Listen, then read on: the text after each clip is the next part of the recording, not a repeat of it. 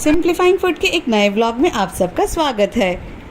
तो पिछले व्लॉग में हम लोगों ने देखा मॉर्निंग स्टार चर्च, उसके खूबसूरत इंटीरियर्स, और वहाँ से हम लोग निकल आए हैं बाहर और सीधे चलेंगे माता कोलम और उससे अटैच जो चैपल है। माता कोलम की तरफ जाते ही आप देखेंगे राइट साइड में आपको दिखेगा ये एक बड़ा सा नाव बना हुआ है। पीछे आप देखेंगे क्रूसित यीशु, सामने नदी और इनफैक्ट समुंदर और रॉक्स का एक व्यू है। काफ़ी अच्छी कारीगरी की गई है और एक्चुअली ये डिपिक्ट करता है उस जहाज़ और नाविकों को जिसको माता मरियम ने बचाया था, और उन लोगों ने ही पहली बार वेलांकन्नी में उतर के ये एक छोटे से चैपल की स्थापना की थी। तो ये वही जहाज़ है जो स्टॉर्म में फंस गया था। उन लोगों ने माता मरियम से प्रार्थना की और माता मरियम ने उनको सुरक्षित तट पर पहुंचा दिया।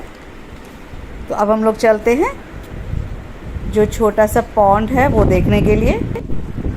करीब 400 साल पहले यहाँ पे एक छोटा सा कुआं होता था, कुआं कह लीजिए या छोटा सा पॉन्ड जैसा था, और वहाँ पे था एक बहुत बड़ा सा बरगद का पेड़।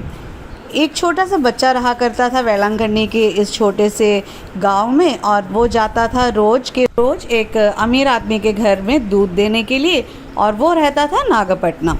तो जाते जाते बच्चा थक गया था और इस कुएं से थोड़ा सा उसने पानी पिया, अपने आप को रिफ़्रेश किया, और बरगद के पेड़ के नीचे बैठ के उसकी आँख लग गई। अचानक ही उसे दिखा कि कुछ बहुत ज़्यादा प्रकाश होने लगा है, और वो झट से उसने अपनी आंखें खोली और आगे क्या देखता है कि माता मरियम खड़ी है छोटे यीशु के साथ, और पूरा उनके आसपास सब उज्ज्वलित है। बहुत ज़ोर से प्रकाश आ रहा था और ये बच्चा खड़ा हो गया। माता मरियम ने उससे मांगा थोड़ा सा दूध अपने बच्चे को देने के लिए, बच्चा मतलब छोटे यीशु के लिए। उसने खुशी खुशी वो दिया उस बच्चे को। माता मरियम ने अच्छे से यीशु को दूध पिलाया, और ये बच्चा जो है बाकी अपना जितना भी दूध उस घड़े में था लेके अमीर आदमी के घर पहुंच गया। वहाँ पे जाके अमीर आदमी से इसको खूब डांट पड़ी क्योंकि दूध कम था। तब उसने ये स्टोरी बताई उस अमीर आदमी को कि किस तरह से माता मरियम ने उसको दर्शन दिया और उससे दूध मांगा। तो हर कोई, नेचुरल सी बात है, इस बात को सुन के हंसने लग गए, किसी ने विश्वास नहीं किया।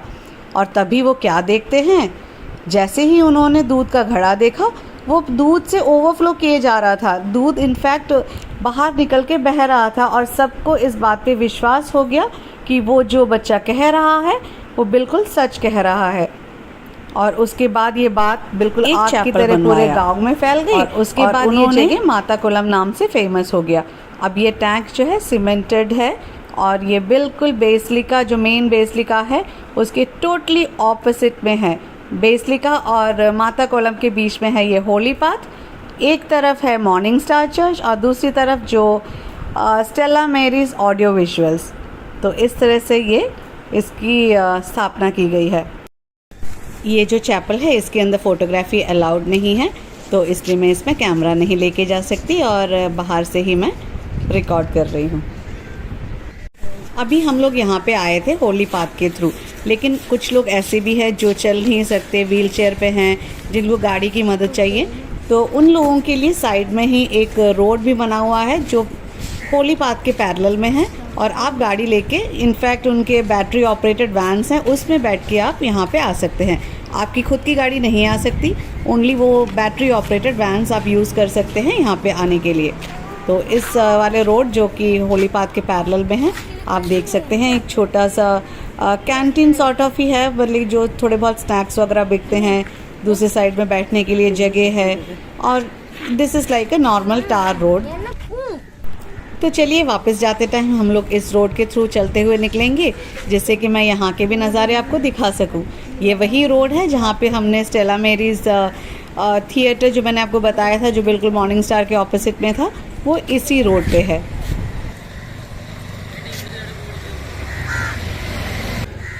तो आ गए हम लोग उस खूबसूरत सी बिल्डिंग के सामने।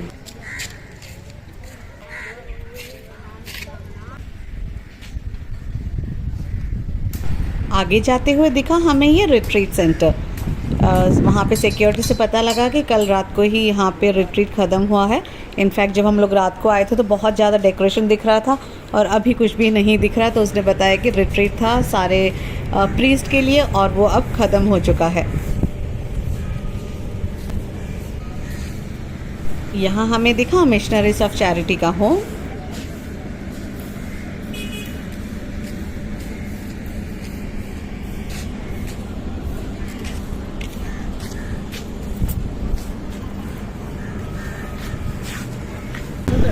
तो चलते चलते हम आ गए उस रोड के एंड में, जहाँ पे आप देख सकते हैं माता मरियम की स्टैचू, पीछे को है पार्किंग एरिया और स्टैचू के ऑपोजिट में ही है चर्च का एक छोटा सा कैंटीन और सामने बिक रहा है जूस।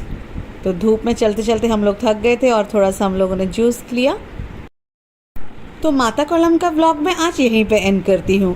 कल हम लोग दोबारा मिलेंगे एक नए व्लॉग के साथ और उस वक्त तक आप अपने कमेंट्स मुझे ज़रूर छोड़िएगा कि आपको ये कैसा लगा और आगे आप किस तरह के व्लॉग्स देखना पसंद करेंगे। और अगर हाँ आपको पसंद आते हैं तो please like share and subscribe my channel.